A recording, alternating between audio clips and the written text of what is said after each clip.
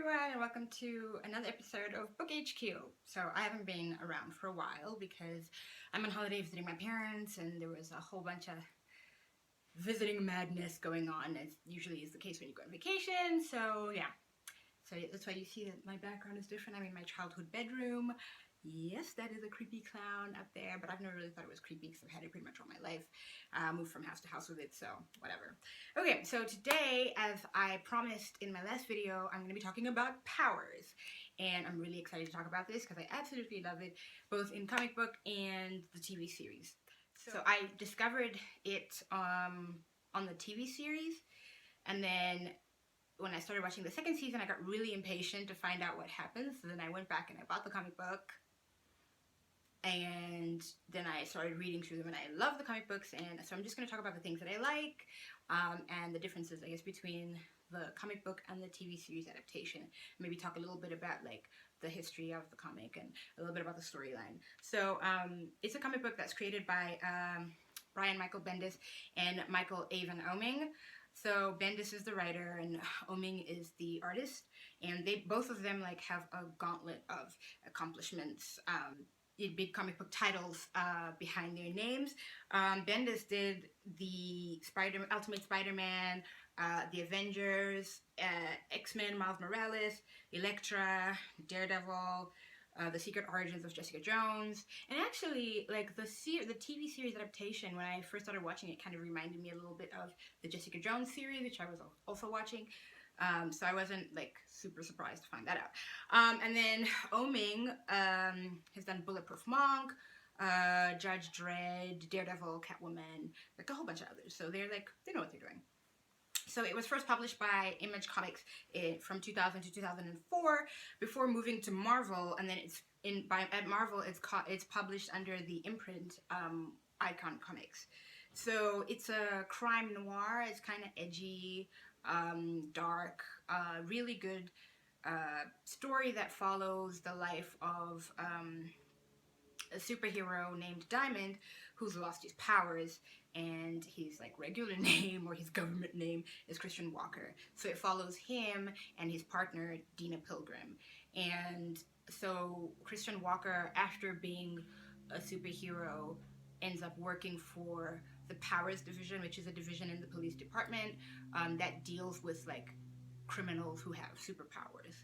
So it's super interesting already. You kind of get to find out like slowly why it is that Christian Walker no longer has his powers, and then his partner, who's Dina Pilgrim, is also a very interesting character, and she's played by Susan Hayward, who really nails the character. She's really tough, she's really strong, she's got this complicated relationship with her father, and her and Christian Walker at first don't really get along, but as time goes on they learn to trust each other, and it's a really great dynamic between the two of them. I really love it. Christian Walker is played by the South African actor Sharlto Copley, and I mean, you've seen him in a bunch of stuff. He was in Maleficent, he was in Elysium, a bunch of stuff. Really good actor. I really enjoy seeing him on screen. So what I really liked about the adaptation, I guess, and the comic book, is that like when they cast for the TV adaptation, they cast like the best person to portray the character and didn't really cast so much based on exactly what the comic book character looks like, which is great. It's always really interesting to see that. And also, I guess it gives a lot of people who don't necessarily fit, I guess, the appearance of characters in books, an opportunity to play that character. So that's really cool. So the TV series first aired in 2015, so that was season 1 on the PlayStation Network. It's like one of their first shows. And like in season 1, like you really see, I don't want to say that like, oh, it had like lower budget or whatever, but you definitely see the difference between season 1 and season 2, because like in season 1 they didn't really have like an opening theme music or anything really. They just had kind of like they would show like a building, and then sort of the powers word would kind of be like imposed, and then digitally imposed sort of in the building. They're kind of falling, like floating down slowly. Whereas season 2 has like opening theme music. It's got kind of like a comic book animated sequence at the beginning. So I definitely see like that it's either gotten a bigger budget for season 2, or it's gotten more comfortable in its like tone and feel, or more confident in its tone and feel, and it's like you can see a little bit of the difference. So there are a whole bunch of other characters who are really important other than Dina Pilgrim and Christian Walker, and that's Captain Cross, who's the captain of the Paris Division, and then there's Retro Girl, and season 2 is actually dedicated to the Who Killed Retro Girl comic book. There's also Super Shock, there's Trip Hammer, and actually the 4 of them, Diamond, Super Shock, Trip Hammer, and Retro Girl, used to belong to like a super group called United, like a super group of superheroes who would like patrol the world and keep it safe. And yeah, now that Diamond's fallen out, everybody's also kind of doing their own thing. The other thing I really love about like the series is that it shows you like that the superheroes are superheroes, but they also do like a lot of, they're kind of like superstars in a way because they have representation, and then they are, how can I can't believe that I'm forgetting the words. And so the representation basically finds them endorsement deals, so they endorse a lot of stuff, which is how they make money, because you know they're superheroes, great, but they also need to live and pay bills and whatever. So it's really cool to like see that. And then the other, so that's just like from the TV series. So like I'm gonna look like at the comic book a little bit more. So the comic book version that I got has like a lot of like extra notes and stuff from the writer and the artist, and you kind of get to see their process, and it even gives you like little footnotes of like how, let's say they got the background, like the city, where the artist kind of designs like roughs and is like, oh, I'm thinking of going with this, and the writer's like, yeah, kind of seems okay. And then Bendis himself even gives like he walks you through like his process and how like he watched this documentary, which was actually a film documentary, which helped like his process as he was like doing the comics. So it was really interesting to see all that background stuff and how it played a role in bringing the comic to life in its current form, which is really cool. And then so it was also really interesting to see the difference between like the characters from the book and the series. For example, Zora in the book is like very controversial superhero who has like some very strange ideas about religion and things, which you don't really see in the series.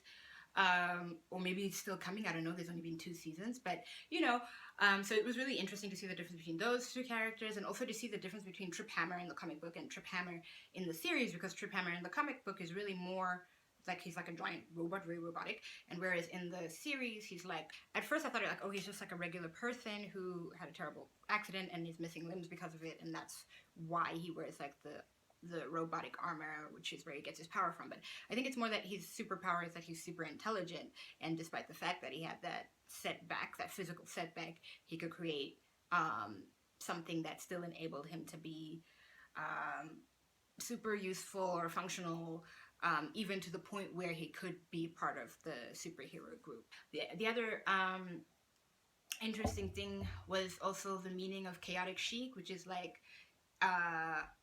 a phrase which is tattooed on crime scenes in the book and in the series as well, and the reasons for it and its meaning in the comic book and the series are very different, so it's really cool. And in Who Killed Retro Girl, the killer is very different to the one in the TV series, and his motives also, I think his motives wouldn't really have translated very well if they had stuck exactly to the comic book. So they did it a different way in the TV series, which was also like extremely cool. It's like cool to see the different ways in which the story could go. So I really liked that. And then the character Callista, who is like really central in season 1, is really, because she's like a teenager, right, in the TV series, but in the comic books she's a child, a very small child. So it's really interesting to see those differences and how she fits into the story in both the comic book and the TV series. The other thing about the series is that for the TV series anyway, there's like a very you know, diverse cast and like just lots of talent. Will Wheaton is in there. I love Will Wheaton. I've seen in Big Bang Theory, and like he's famous for his work in Star Trek Next Generation. But like Will Wheaton is there. There's Michael Madsen, who's acting as Super Shock. Adam Izzard is acting as Wolf. So there's like a lot of talent. Like Zora is played by somebody who's famously known for playing Sasha in The Bratz, because like I, you know, when I was growing up, The Bratz was a thing. So like I watched this, when I saw her, I was like, oh, it's Sasha from The Bratz. It's Logan Browning. Captain Cross, who I spoke about earlier, is played by the English actor Adam Godley. So there's really, you know, Retro Girl is played by Michelle Forbes.